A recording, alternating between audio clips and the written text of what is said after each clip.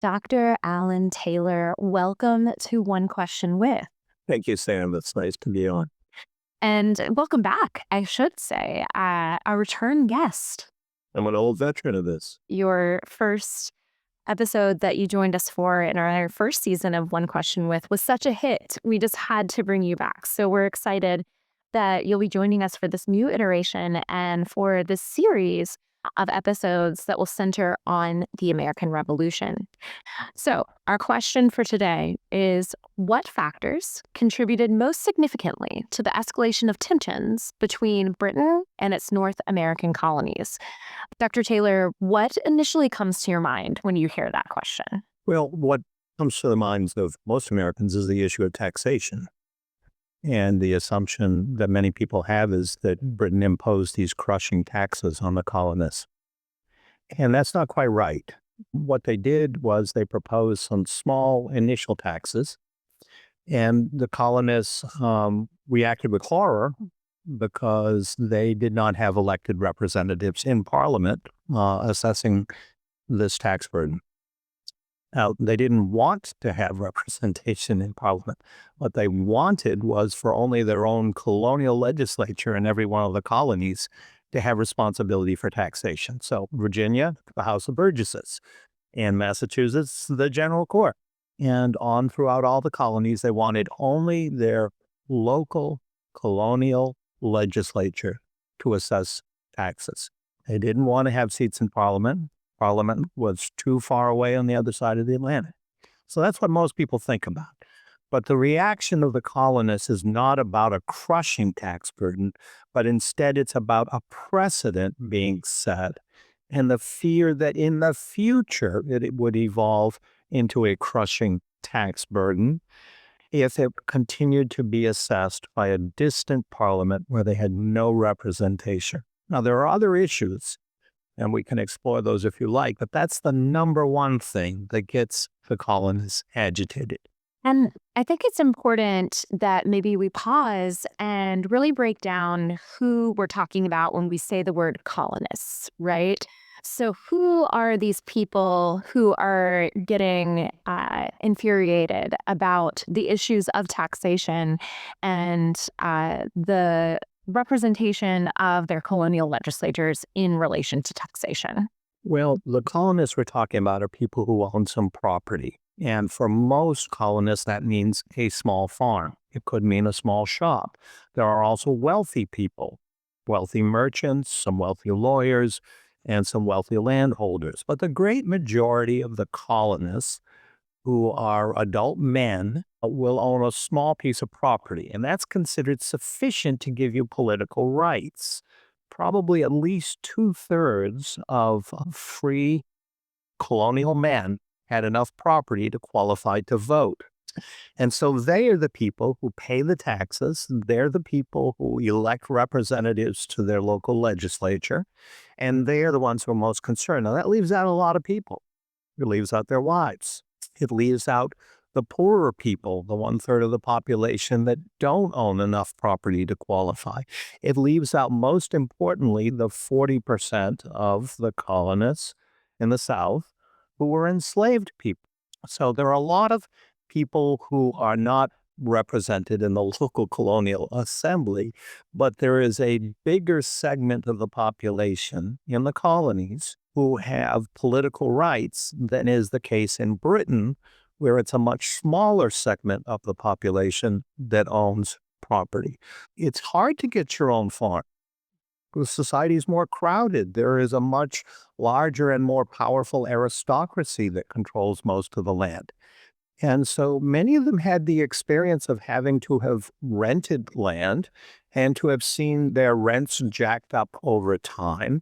And that's was the push factor that sent them off to the colonies in hopes of getting their own land where they wouldn't have to answer to a landlord. So what colonial men really valued was something they called independence. Now, that doesn't mean the independence of the colonies at that time. It means every farm family or shop owning family can employ themselves on their own property. That gives you independence. It means you're not answerable to a boss. You're not answerable to a landlord. That is the American dream of the 18th century. And they have it, but they know it's rare in the world. So when they see these taxes being proposed or being imposed by a distant political power, they imagine the worst, which is that someday the taxes will get so heavy that they will lose their lands and they will have to become tenant farmers or wage workers. And that's the American nightmare of the 18th century. That is so interesting. Which taxes are the most upsetting and the most terrifying to these white colonists? Well, it's important to bear in mind it's not as if they're not paying any taxes before this. They're paying taxes to their local colonial government uh, rather than to Parliament. And they've also been paying small taxes that are essentially customs duties collected by the British on external commerce. And they're more or less accepting of that. But the British start to raise those customs duties, particularly on sugar. So that's upsetting. But what really gets them going is in 1765, when Parliament imposes what's called a stamp tax, which is a requirement of a special stamp on all legal documents, on every newspaper, indeed on playing cards. And so this is considered an internal tax, is collected within the colony. Now, British taxpayers have been paying a stamp tax for a long time at a very high rate. And Britain is saying, well, we're just going to apply it to the colonies at a lower rate, an introductory offer. Well, the colonists don't want this introduced in their world. And so it's the stamp tax in 1765 that really sets off this agitation. And it's so extreme. There's so many riots. There's such a resistance, a defiance of it, a refusal to use these stamps, and a boycott of British exports to the colonies, which is economically very damaging to Britain. So it leads Parliament to back down. Early 1766, and they say, we're hanging on to the principle that we can still tax you, but we're going to withdraw this particular tax at this time. And they'll try other taxes with the notion, well, they kind of accept these taxes on commerce, external commerce, so we'll jack those up.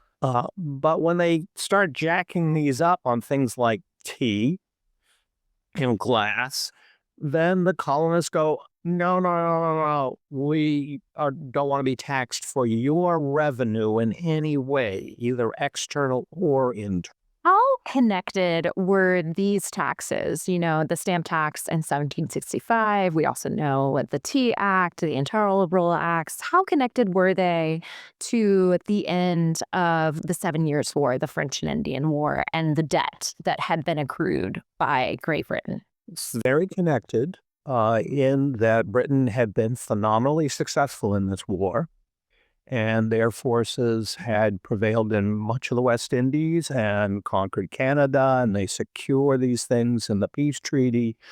It doubles the national debt of Britain, though, because Britain had never before invested so much in military enterprise overseas. It usually fought their wars in Europe, primarily. Now they're sending thousands of troops, lots of warships. It's all very expensive. So they doubled their national debt. And they feel like, well, the colonists are the big beneficiaries here because they're not going to have to worry about wars with the French and Canada anymore. So they ought to pay toward the financing of this debt.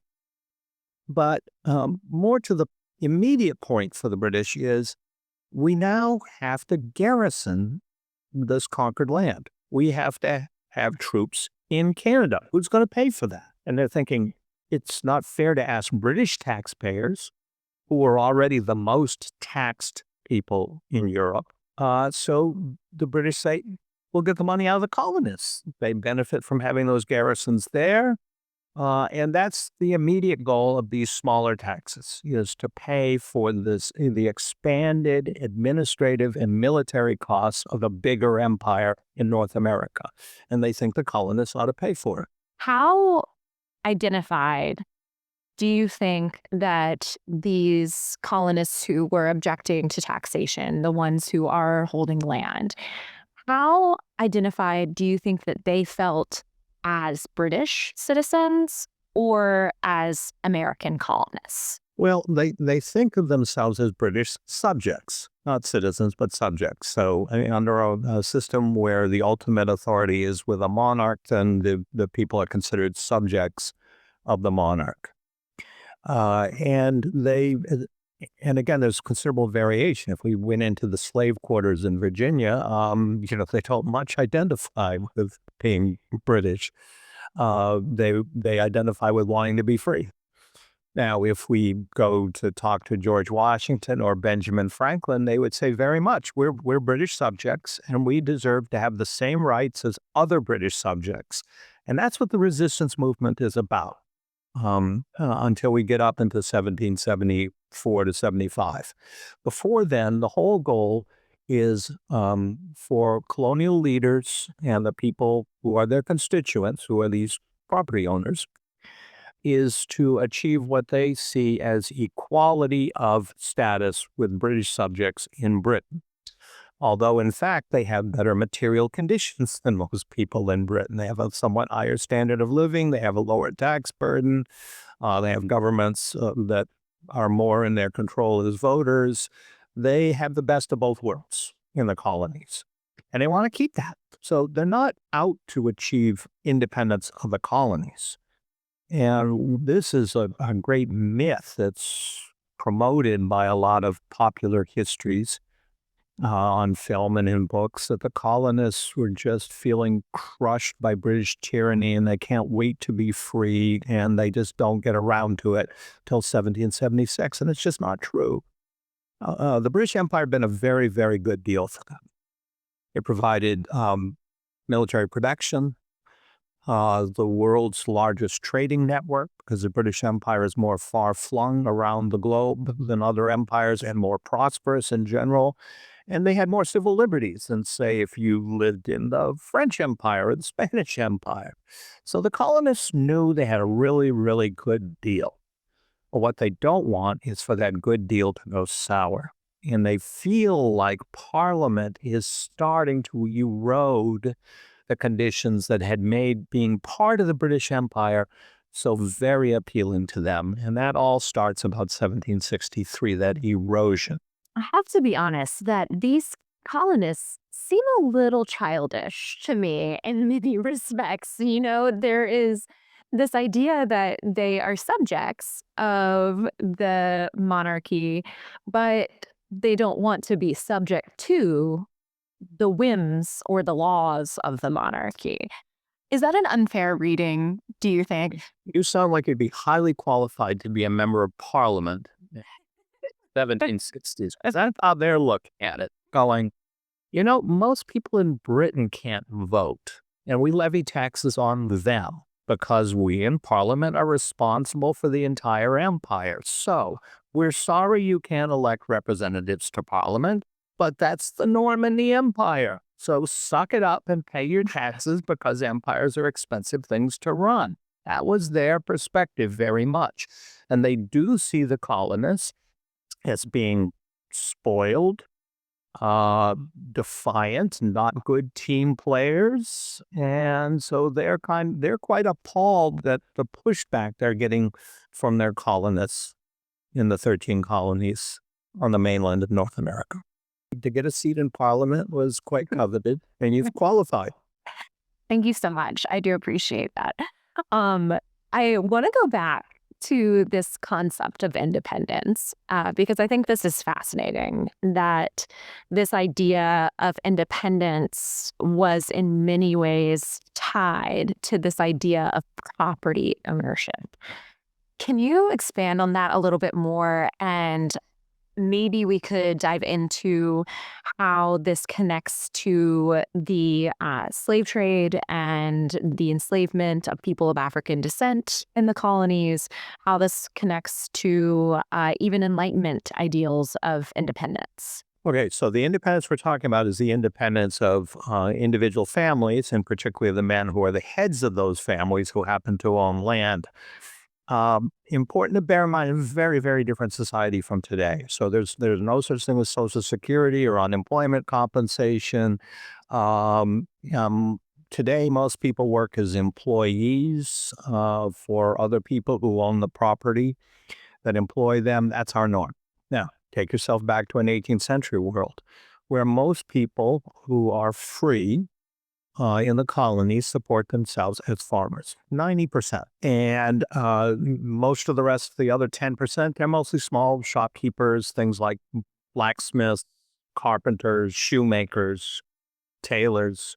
So it's a society of small property owners. Now, by small, I mean a small farm would be about 100 acres. That's fairly normal.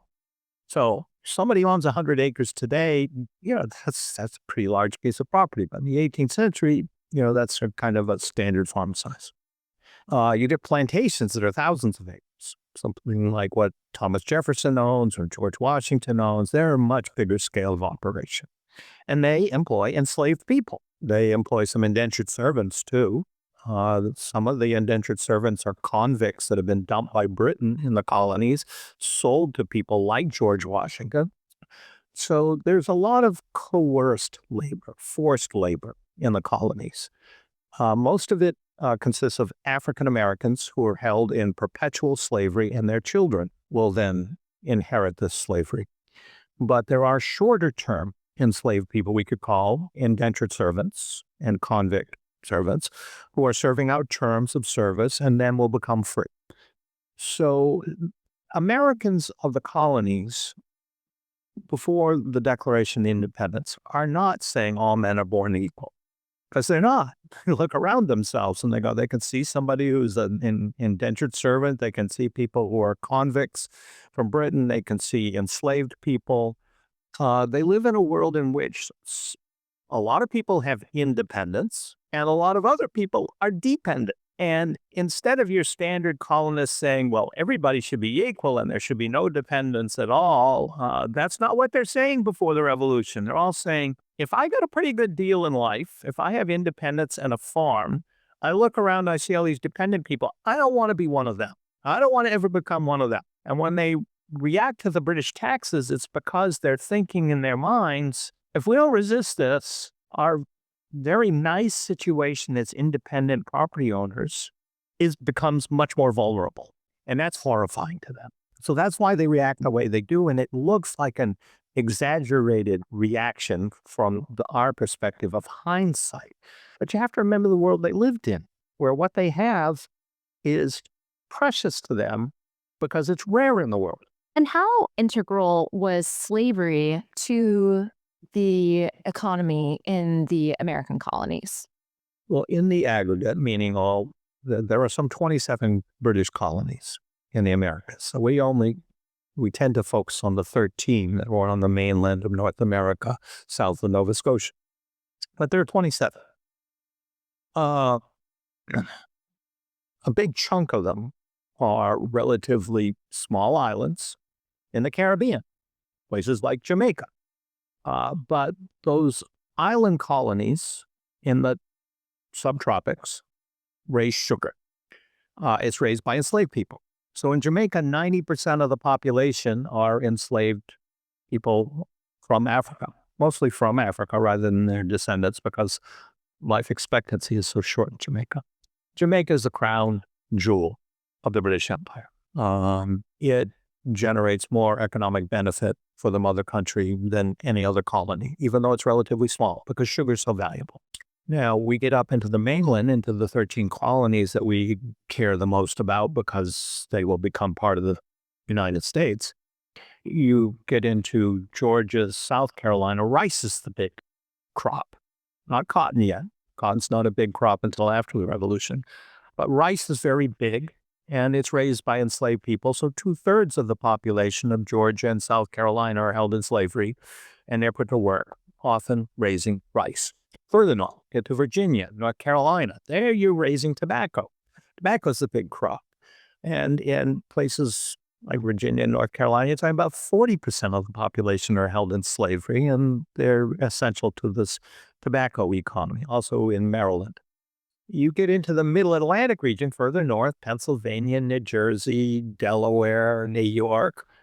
It's more wheat farming. It's mixed farming, but wheat's the number one crop. And there you have some enslaved people. You have a bit more indentured servant presence, but you mostly got farm families. who are the great majority in the Middle Atlantic region. And then we get to New England, and it's overwhelmingly farm families with very little in the way of enslaved people and relatively few indentured servants. So there's a big spectrum.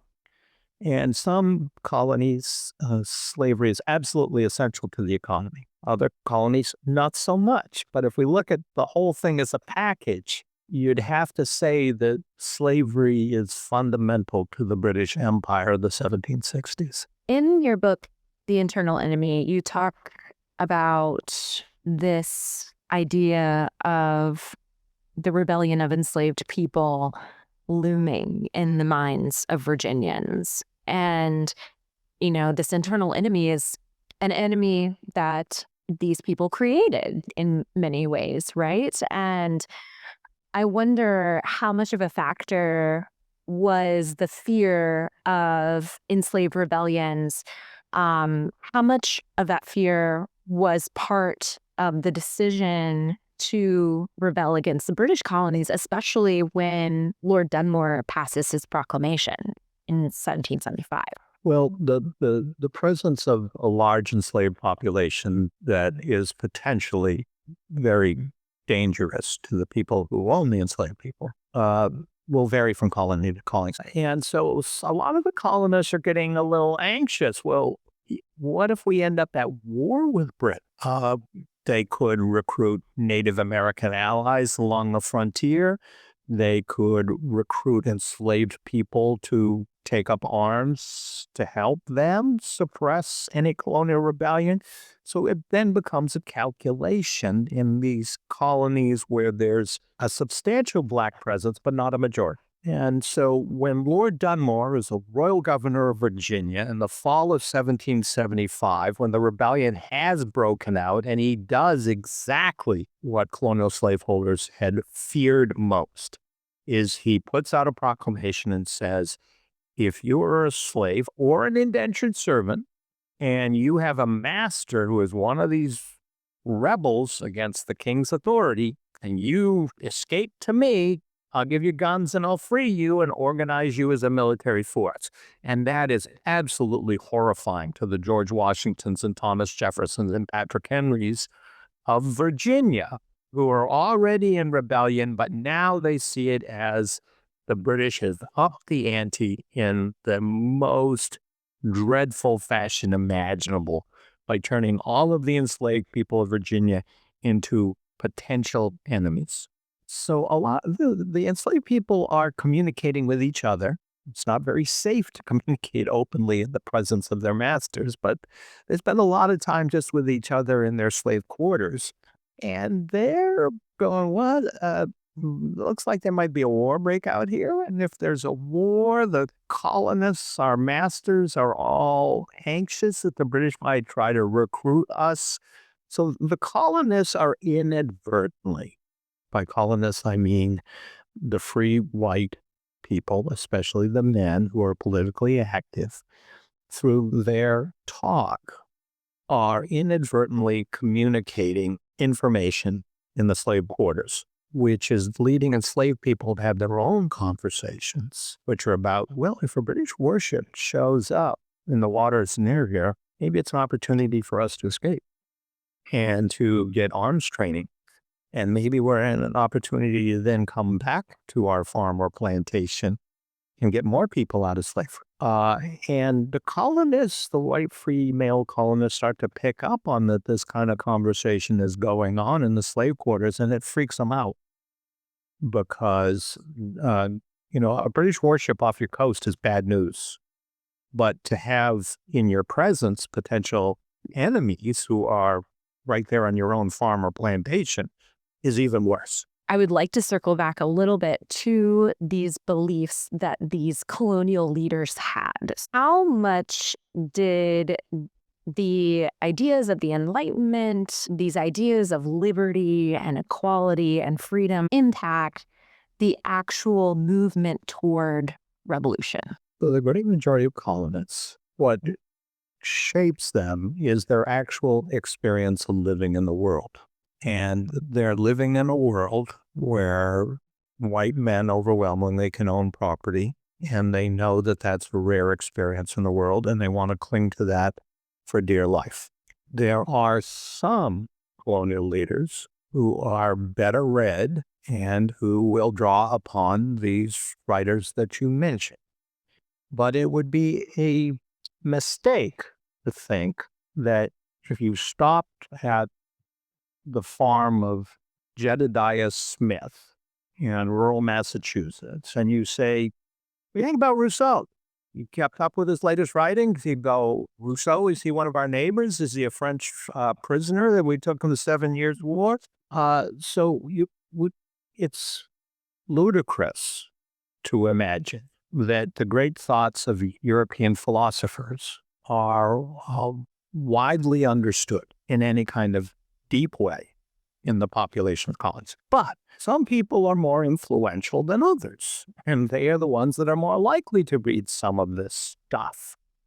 Now, you mentioned Common Sense. Common Sense pamphlet written by Thomas Paine is the most phenomenally popular pamphlet to come out of the American Revolution. And do you know how many times he cites a European philosopher in there? That would be zero. Okay. What does he cite early and often? The Bible.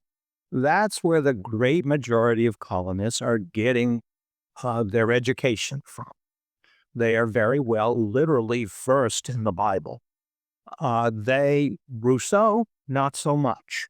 So it's important to bear in mind that this is a society in which most people have limited educations. They live in the countryside. Their days are very long and hard with labor. And their respites from their labor are, you can go and get drunk, you can go hunting and fishing, and you go to church. And religion, much for the great majority, frames their perspective on the world much more than any European philosopher. I think that what that tells me is that Thomas Paine knew his audience and that he was able to tap into, something that a great many colonists would be able to identify with and recognize. And I think that that in and of itself is a way to sort of create unity in a very disunified and geographically disparate world. But I want to kind of move us up to 1775, 1776. In those months before the Declaration of Independence is written, what are the events, would you say, that really start to push colonists over the edge? What pushes Thomas Jefferson and others to contribute to writing the Declaration of Independence? Well, the kind of most immediate events start with the Boston Tea Party toward the end of 1773. The radical colonists of Boston go onto ships bringing shipments of tea into Boston, which, if it gets landed and sold, will convey it, oblige the buyer to pay a tax. And these radicals who dress up in disguise as Indians don't want the tea to be landed and to have people buy it and have the tax be paid. So this is a very violent protest, violent against property. They smash up all these jets of tea and dump them into the harbor. And this is worth an immense amount of money by 18th century standards. And the British colonists just decided they've had enough. And they adopt something called the coercive tax, which goes and rearranges the government of Massachusetts, puts a blockade on the port of Boston so that no ships can go out, no ships can come in.